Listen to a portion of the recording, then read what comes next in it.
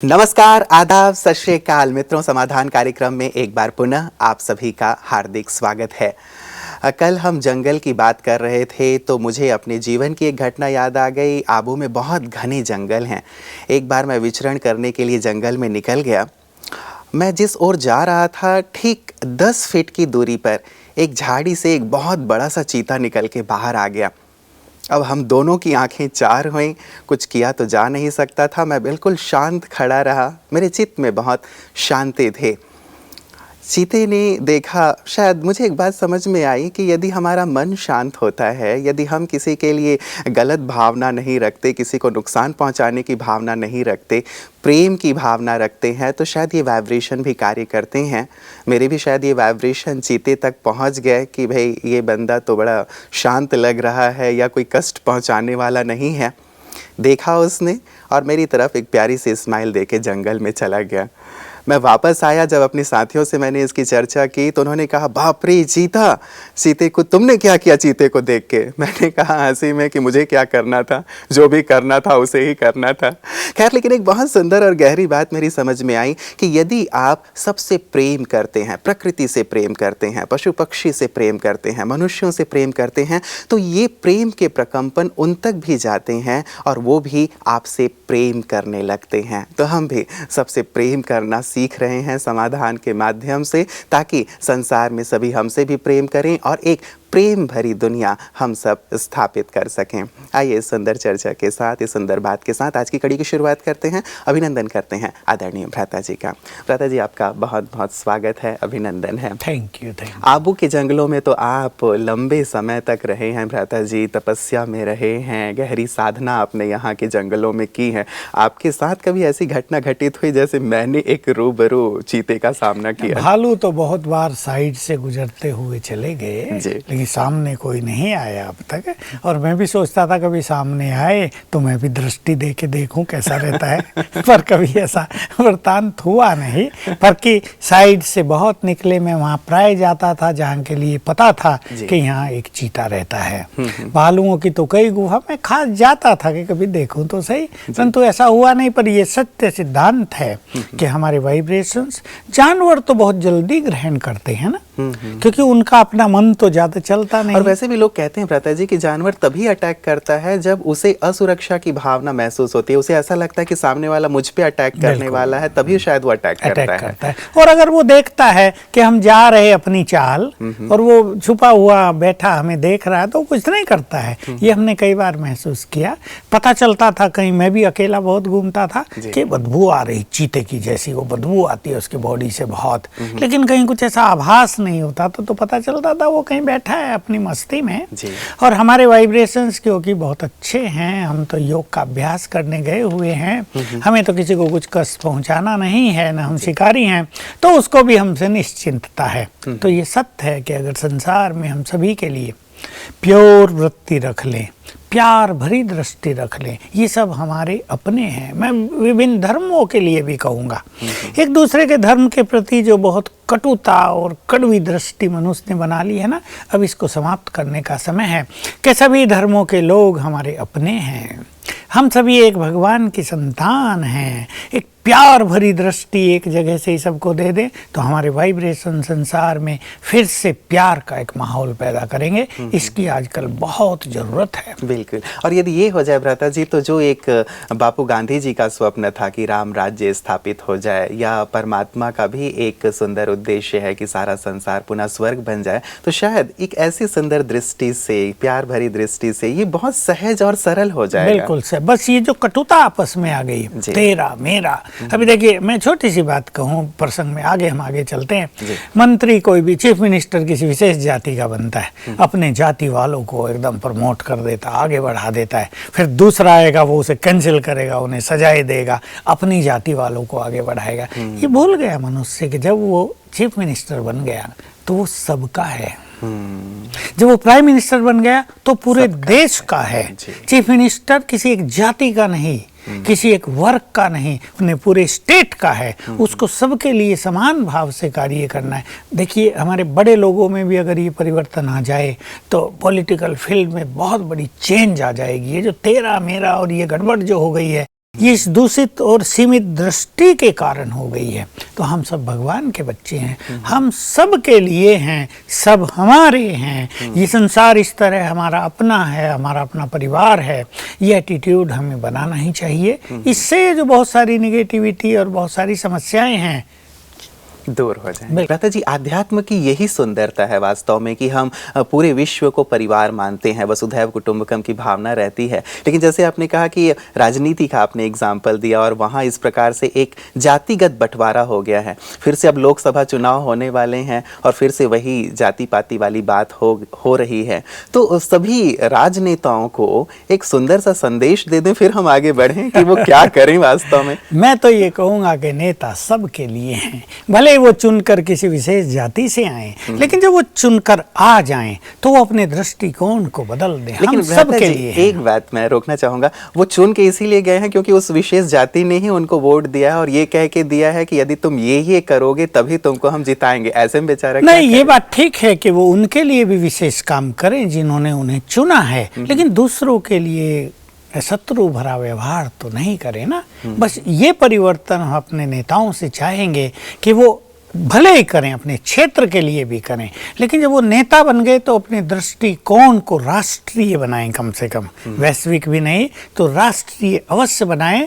अब उनके अंदर जन कल्याण की, राष्ट्र कल्याण की भावना हो जानी चाहिए। भले ही मैं कहता हूँ आजकल इलेक्शन का माहौल दूसरा होता है, एक दूसरे को गाली देना, ग्लानि करना, अपनी महिमा करना, ये सब चलता है, उसको तो हम नहीं रोक सकेंगे। लेकिन जब वो चुनकर आ जाएं तो पार्लियामेंट में ऐसा लगे एक सुंदर परिवार आ गया है जो देश के कल्याण के लिए चिंतन करेगा, जो देश के कल्याण के लिए बहुत सुंदर काम करेगा, योजनाएं बनाएगा, तो ये तेरा मेरा समाप्त होके हमारी जो पार्लियामेंट है वो सचमुच संसार के लिए आदर्श बन जाएगी और बनना चाहिए।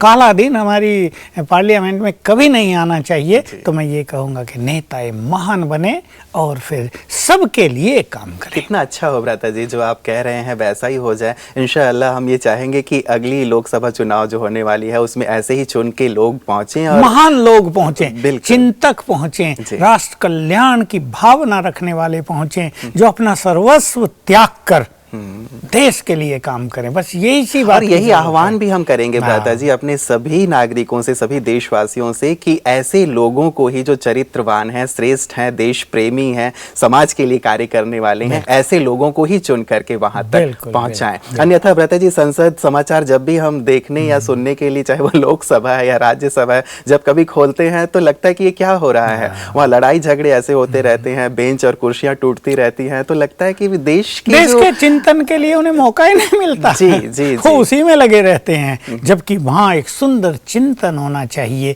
देशवासी भी समझें जिन्हें हमें चुन के भेजा है वो हमारे नहीं पूरे देश के हैं और वो देश के लिए अपना सर्वस्व बलिदान करने के लिए भी तैयार हैं। स्वार्थ की भावनाओं से ऊपर उठकर राष्ट्र निर्माण, राष्ट्र कल्याण की श्रेष्ठ भावना सभी जागृत करें तो हमारे देश का नाम संसार में रोशन हो जाए। भ्राता जी, अब मैं आ जाता हूँ जीनत जी के प्रश्न पे जो कल हम लोगों ने छोड़ा था। एक प्रश्न उन्होंने किया था। दूसरा प्रश्न उनका ये है भ्राता जी कि please give me advice to overcome stage fear. जो मंच पे चढ़ने से इनके अंदर जो एक भय पैदा होता है, ना केवल जीनत जी के, बहुत सारे युवा ऐसे होते हैं जिनके अंदर ये स्टेज फियर रहता है। एग्जाम फियर, स्टेज फियर, बड़ों से बात करने का फियर, ये बहुत होता है मनुष्य के अंदर। कहीं ना कहीं इन्फीरियरिटी कॉम्प्लेक्स भी इसका कारण होता है और कहीं ना कहीं अभ्यास का अभाव भी। हमारे यहाँ जैसे बहुत सारे स्पीकर्स तैयार होते हैं जी, युवक भी तैयार होते हैं और हम उन्हें बाकायदे ट्रेंड करते हैं। तो छोटी छोटी सभाओं में मान लो सामने 20 लोग बैठे हैं और उसको बुलवाना है, वो अपना चिंतन कराएं। इमीडिएट स्पीच के प्रोग्राम भी रखाते हैं, उससे उनमें साहस बढ़ता है। छोटे छोटे ग्रुप के साथ बोलने का अभ्यास करना चाहिए पहले तो। दूसरा, जब वो स्टेज पे जाएं, हमारी स्पिरिचुअल प्रैक्टिस में कुछ प्रैक्टिस बहुत सुंदर हैं। अपने को स्वमान में स्थित करें और ये भय निकाल दें कि सामने वाले सब कुछ जानते हैं। कईयों का होता है कि कॉलेज के लेक्चरर प्रोफेसर बैठे हैं, मैं तो ज़्यादा पढ़ा लिखा भी नहीं हूँ, बहन जी गई और डर गई, अरे इन्हें क्या बताऊँ। लेकिन यहाँ हमें जानना चाहिए कि जो हम उन्हें बताने जा रहे हैं उसका उन्हें कोई ज्ञान नहीं है। प्रोफेसर वो अपने सब्जेक्ट के हो सकते हैं, डायरेक्टर वो किसी विशेष कंपनी के या डिपार्टमेंट के हो सकते हैं, लेकिन स्पिरिचुअलिटी के तो नहीं ना। हम उन्हें स्पिरिचुअल नॉलेज देने जा रहे हैं, इसके बारे में वो पूरी तरह अनभिज्ञ हैं। अगर हम उन्हें अपना पहला लेसन भी देंगे, तुम आत्माएं हो, तो वो जानेंगे कि कितनी सुंदर बात इन्होंने हमें कही है। तो बिल्कुल ये भय निकाल दें कि सामने वाले बहुत कुछ जानते हैं। ये एक संकल्प कर लें कि जो कुछ हम उन्हें बताने जा रहे हैं उसके बारे में वो अनभिज्ञ हैं, और जो कुछ हम उन्हें बताएंगे उसे वो बहुत लाइक करेंगे। कई लोग क्या है, पहले ही ऐसे संकल्प कर लेते हैं, पता नहीं मेरी बात पसंद आएगी या नहीं, पता नहीं मैं अच्छा बोल पाऊंगी या नहीं बोल पाऊंगी, क्या रिएक्शन होगा। लेकिन हम बहुत अच्छा बोलेंगे, और जो हम बोलेंगे वो उनको बहुत प्रिय लगेगा, सभी लोग वाह वाह करेंगे।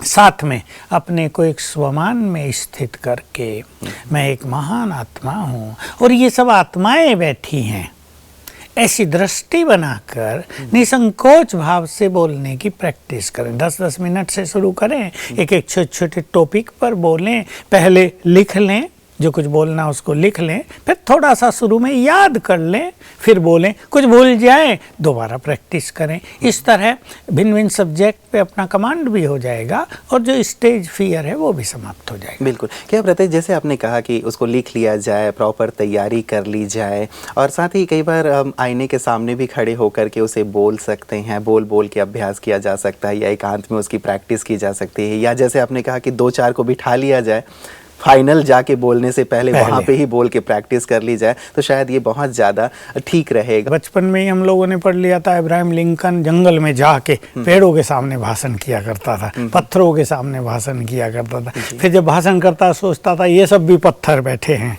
तो वो जो एक भय था वो निकल गया। इस तरह प्रैक्टिस तो भिन्न भिन्न तरह से करनी चाहिए। कई लोगों के साथ ऐसा होता है ब्रता जी कि चलिए प्रैक्टिस भी बहुत अच्छी की, लेकिन जैसे ही स्टेज पे चढ़े वैसे ही सारा सपाट हो जाता है, मतलब सब कुछ भूल जाते हैं, अब क्या बोलना है वो उनको याद ही नहीं आता है। ऐसी कंडीशन में क्या ऐसे में ये कर लेना चाहिए कि एक पेपर पे ब्रीफली 5-7 पॉइंट लिख लेनी चाहिए जिन पे बोलना है। बस उन पे अच्छे अच्छे स्पीकर भी कभी कभी पेपर ले जाते हैं। शुरू के लिए छोटा सा पेपर ले गए, भले ही पेपर देख के हम पढ़ तो नहीं रहे, पर एक नजर डाल दी 1 सेकंड के लिए, क्या है भाई, तो फिर से हमारा वो जागृत हो जाएगा, और इस तरह धीरे धीरे प्रैक्टिस हो जाएगी। कई बार ब्रता जी ऐसा होता है कि ऑडियंस में जो लोग बैठे हुए हैं उनका जो रिएक्शन होता है, कई कमेंट करने लगते हैं, कई मुंह बनाने लगते हैं, कई हंसने लगते हैं, और जब उन पे हमारी नजर जाती है हमें लगता है कि अरे शायद हम ठीक नहीं बोल रहे हैं। ऐसे में भी व्यक्ति बहुत ज्यादा निराश हो जाता है, नर्वस। मेरे साथ ये घटना हुई, मैं मेलबोर्न में था, तो एक कॉलेज था,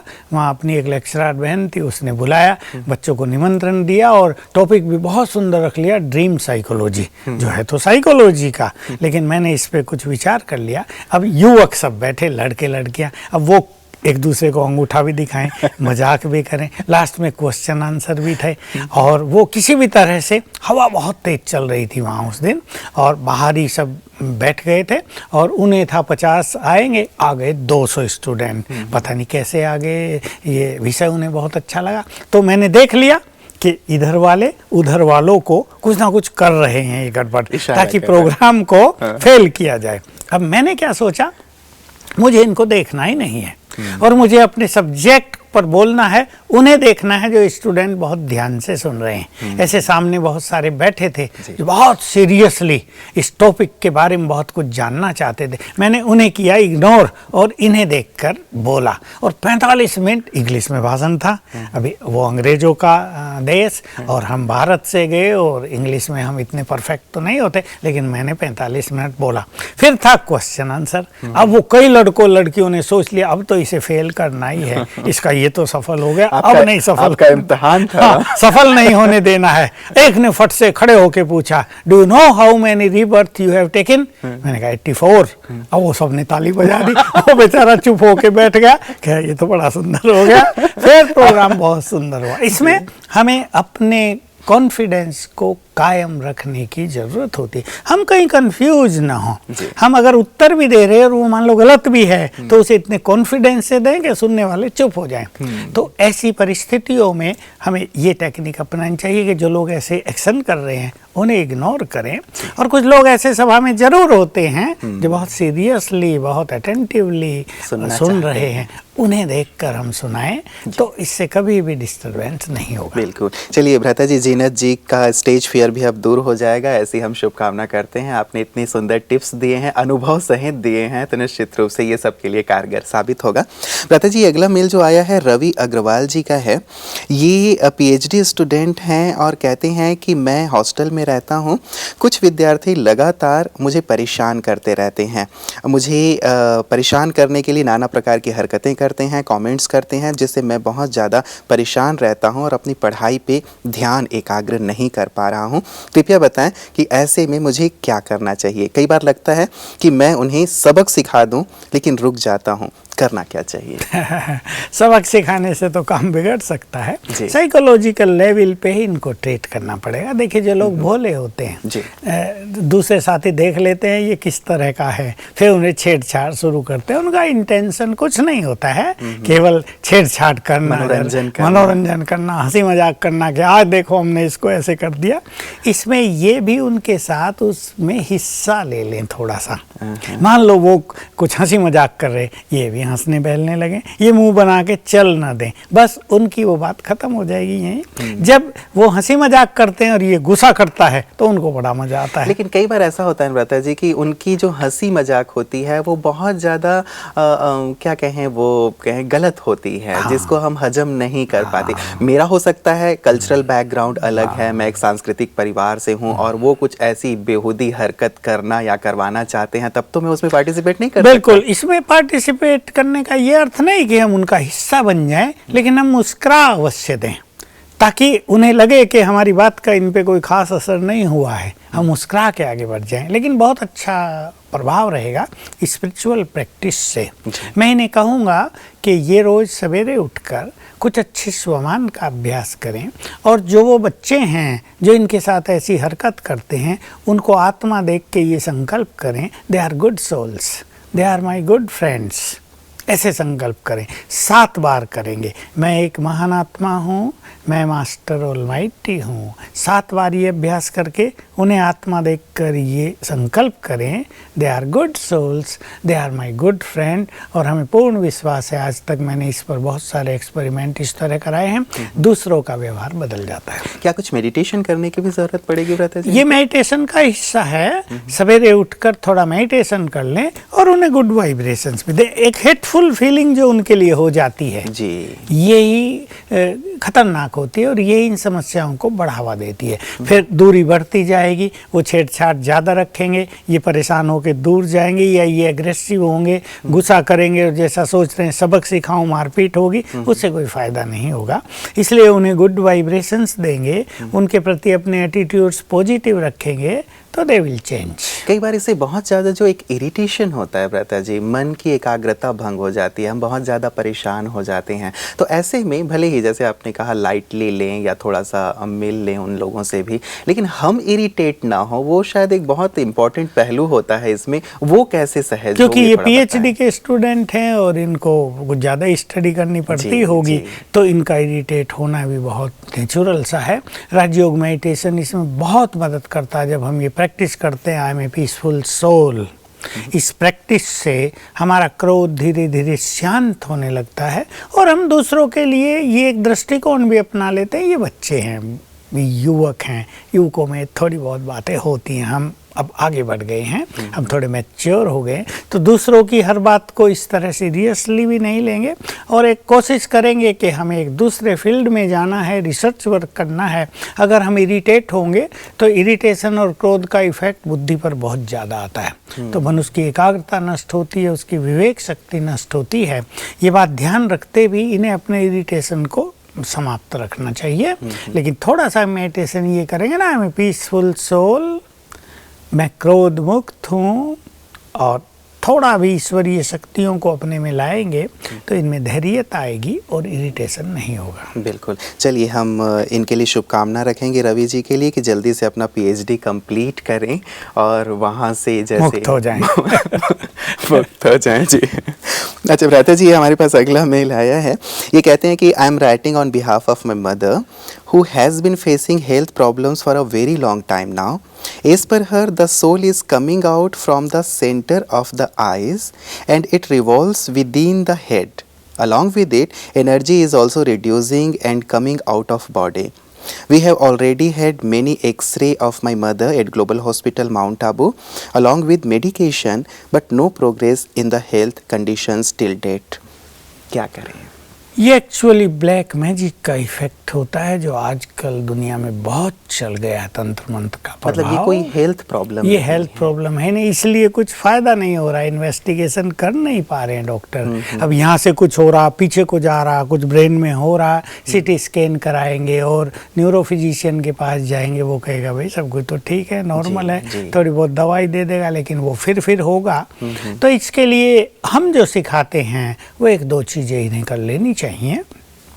एक तो माता जी को चार्ज वाटर पिलाना है। चार्ज वाटर करने का तरीका है, पानी लें गिलास में, उसे दृष्टि डालें और 7 बार संकल्प करेंगे, मैं मास्टर सर्व शक्तिवान हूँ। तो ये पानी चार्ज हो गया, यानी शक्तियों की वेव इस पानी में समा गई। अब इसको उनको पिलाएं जी। और ये संकल्प कर लें इन पर जो कुछ भी ये ब्लैक मैजिक तंत्र मंत्र का इफेक्ट हुआ है वो समाप्त हो जाए।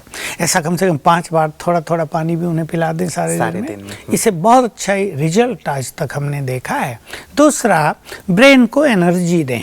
इसी फीलिंग से हम बहुत बार सिखा चुके हैं, हाथ मलते हुए 2-3 बार याद कर लें, मैं मास्टर ऑलमाइटी हूँ, तो हाथों में बहुत अच्छे पावरफुल वाइब्रेशंस आ जाते हैं, सब अट्रैक्शन होने लगता है। और ये हाथ फिर अपनी माँ के सिर पे रख दें।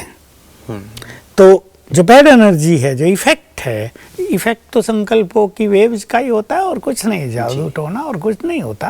बैड एनर्जी संकल्पों के द्वारा प्रवाहित होने लगी है, तो ये जो पावरफुल एनर्जी हाथों के द्वारा ब्रेन को दी जाएगी, वो अंदर की निगेटिव एनर्जी नष्ट हो जाएगी। ऐसा भी 5 बार सवेरे, 5 बार शाम को कर लें, यानी 5-5 मिनट। इन दोनों से बहुत फायदा हो जाएगा। मैंने आज तक देखा है, बहुत सारे केस इसमें सफल हुए हैं, लेकिन करने वाले को बहुत अच्छी ये प्रैक्टिस करनी चाहिए। मतलब इनको पहले राजयोग सीखना पड़ेगा ताकि ये जो अभ्यास आप बता रहे हैं, ये अभ्यास उनके लिए सहज और सरल हो जाए और साथ ही उसमें अच्छी एनर्जी भी वो उनके संकल्पों में एनर्जी आ जाए। जितना उनके संकल्पों में एनर्जी आएगी, उतनी एनर्जी हाथ में आएगी, उतनी एनर्जी ब्रेन को जाएगी, उतनी नेगेटिव एनर्जी डिस्ट्रॉय होगी। कई लोग भ्राता जी जादू टोना या मंत्र तंत्र को नहीं मानते हैं। यदि ये इस चीज को नहीं मान रहे हो कि ऐसा ये होता है, तो फिर ऐसी कंडीशन में क्या करें? अब देखिए, ये तो इन्हें अभी करना ही पड़ेगा जब सारी मेडिकल रिपोर्ट ठीक आ रही हैं। न्यूरोफिजिशियन भी और सब भी जो जानकार जी, आगे भी इन्होंने मेल में वो लिखा था भ्राता जी कि डॉक्टर्स ये कह रहे हैं कि केवल ये आपके मन का भ्रम है और कुछ भी नहीं है, लेकिन उन्हें तकलीफ तो हो ही रही है। तकलीफ तो हो ही रही भी, मन का कहने से तो काम नहीं चलेगा। वो सो नहीं पाती होगी, उससे सारा दिन परेशानी फील होती होगी, तो कहीं ना कहीं कुछ तो है। तो इसमें ही मानना पड़ता है। हम लोगों के साथ भी यही हुआ। हम लोग भी सोचते थे ये सब क्या है, ये नज़र वजर, ये ब्लैक मैजिक, ये सब कुछ नहीं है। लेकिन जब ऐसे केसेस सामने आने लगे और दिखाई देने लगा कि मेडिकल साइंस की समझ में कुछ नहीं आ रहा है और छोटा सा प्रयोग करने से ठीक हो गया, तब ये बात माननी पड़ी कि संकल्पों की एनर्जी, गुड और बैड, ये इफेक्ट करती है। और ब्लैक मैजिक और कुछ नहीं, निगेटिव संकल्पों का इफेक्ट है मनुष्य के ऊपर, तो उसको पॉजिटिव संकल्पों की पावर से नष्ट किया जा सकता है। चलिए, इनकी भी ये समस्या दूर हो जाए भ्राता जी, हमारी शुभकामना रहेगी। पूरा समाधान परिवार हमेशा ही सुबह और शाम वैसे भी बिल्कुल योग कर रहे हैं 10-10 मिनट। जी, तो इन सब तक भी ये सारी एनर्जी पहुंचेगी। फिर से मैं सभी को याद दिलाना चाहूंगा, जो ढीले हो गए हों तो 6 बजे सवेरे, 6 बजे शाम को, या अपने खुद के समय पर वो 10 मिनट संसार की सभी इस तरह परेशान आत्माओं को योग के वाइब्रेशन अवश्य देंगे, ताकि अनेक लोग जो अपने लिए कुछ नहीं कर सकते हैं, हमारे योग के वाइब्रेशंस उन्हें मदद करें। ये हमारी दूसरों के लिए बहुत श्रेष्ठ सहानुभूति, बहुत श्रेष्ठ कोऑपरेशन, और सचमुच तो यही हमारा परम कर्तव्य भी है। बिल्कुल भ्राता जी, कोई और नया अभ्यास जोड़ें इसमें। आप लगातार उसके लिए अभ्यास बताते रहे हैं, फिर भी आज चूंकि चर्चा अब निकल पड़ी है सुबह और शाम के योग की, क्या कोई विशेष और अभ्यास करें जो हम दूसरों के लिए योग कर रहे हैं? 3 अभ्यास उसमें हम करते हैं और सभी को कर लेने चाहिए। एक है शांति के सागर से शांति के वाइब्रेशंस लेकर चारों ओर फैलाना। 3 मिनट ये कर लें। फिर 3 मिनट करने के पवित्रता के सागर से पवित्र वाइब्रेशंस लेकर चारों ओर फैलाना। फिर 4 मिनट कर लेंगे ऑलमाइटी से शक्तियों की किरणें लेके सबको देना। तो ये बहुत पावरफुल भी हो जाएगा 3-3 मिनट करने से। जी। और पूरा समय सफल होगा। और वाइब्रेशंस तो चाहे शांति के हों या प्योरिटी के हों, शक्तियों के हों, वो सबको मदद करेंगे। भ्राता जी, ये योग के सुंदर अभ्यास सभी लोग कर ही रहे हैं और आज भी आपने जो सुंदर अभ्यास बताए हैं बहुत अच्छा रहेगा। 3-3 मिनट सभी लोग करेंगे तो पूरा ही 10 मिनट संपूर्ण सफल होगा। आज की सुंदर चर्चाओं के लिए आपका बहुत बहुत शुक्रिया। मित्रों, जो हमारे नए दर्शक हैं और जिन्हें जानकारी ना हो उनके लिए मैं बताना चाहूँगा कि समाधान परिवार ने, ब्रह्मा कुमारी के समाधान परिवार ने विशेष करके सहयोग बैंक खोला है। सहयोग बैंक एक नया बैंक है जिसमें आपको धन जमा नहीं करना है, लेकिन अपने सुंदर संकल्पों का बल जमा करना है, अपना योगदान सारे संसार को देना है। ऐसे लोगों को जो सो नहीं पा रहे हैं, ऐसे लोग जो बीमार हैं, ऐसे लोग जिनके पास बहुत सारी समस्याएं हैं और समस्याएं से जूझते हुए बहुत ज़्यादा वो निराश हो गए हैं, हताश हो गए हैं, ऐसे लोगों के लिए ये सहयोग बैंक है जिसमें हम दूसरी आत्माओं के लिए अच्छा योग करेंगे। सुबह 6 बजे और शाम को 6 बजे 10-10 मिनट के लिए सुंदर प्रैक्टिसेस जो करनी है वो भ्राता जी ने आपको बता ही दिए हैं। ये अभ्यास जो कर रहे हैं सचमुच बहुत आनंद का अनुभव कर रहे हैं, क्योंकि जब हम दूसरों के लिए कुछ करते हैं तो चित्त बहुत शांत हो जाता है, आनंद से परिपूर्ण हो जाता है और न केवल उन आत्माओं की दुआएं हमें मिलती हैं बल्कि परमात्मा की भी दुआएं हमें प्राप्त होती हैं। तो आप सहयोग बैंक में ज़्यादा से ज़्यादा जमा करते चलिए, सुख और आनंद से जीवन व्यतीत करते चलिए, यही हमारी शुभकामना है। नमस्कार।